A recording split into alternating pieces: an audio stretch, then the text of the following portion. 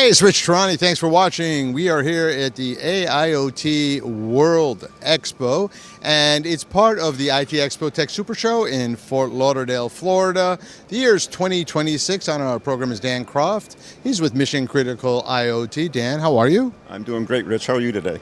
Fantastic. You know what I like is when a company name is so exact. But tell us anyway, Mission Critical IoT, I get a sense already like what you guys are doing. Is it an accurate description? It is a very accurate description. The good news about IoT is that it's becoming mission critical in more and more enterprises. The not so good news is the number one issue that enterprises have identified in IoT is a lack of good technical support. Mission Critical IoT provides technical support as well as managed and monitored services for all the components of IoT. And what are some of the markets that you're serving? Markets that we serve can be connectivity providers, application providers, as well as hardware OEMs. Our services are sold through our partners. We don't sell them directly to an end user client. Makes sense. And in terms of things that you've seen in the market, have you seen changes? Has AI affected your business? Like, how are things evolving? So we get asked about AI a lot because we're in a very, very end-user, customer-facing business.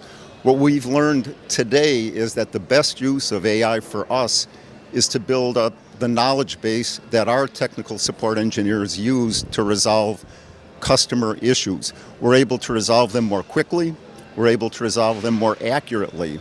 Most importantly, first call resolution is the number one factor that affects customer satisfaction.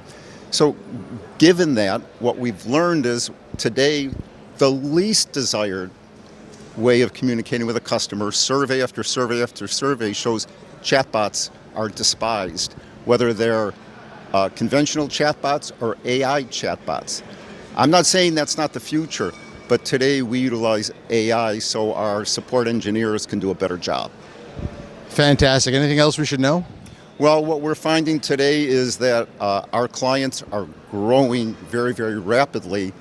However, what we also have found is that in the IoT industry, too many applications get stuck in a trial state, and as a result, the reason they get stuck there is a lack of good customer support. When we provide a great level of customer satisfaction, a great customer experience, those trials will migrate to a full production support, which is something the whole industry needs. And how do people find out about you? What's your web? Our website is www.mc-iot.com. Thanks for being here. Thanks very much, Rich.